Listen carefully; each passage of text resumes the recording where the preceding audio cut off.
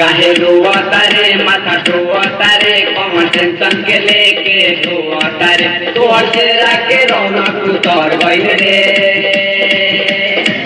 अब भैया हो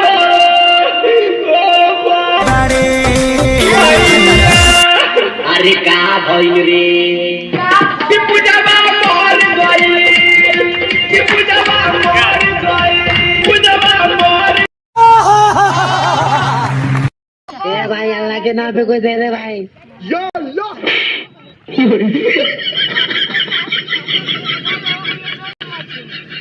कौन है ये लोग?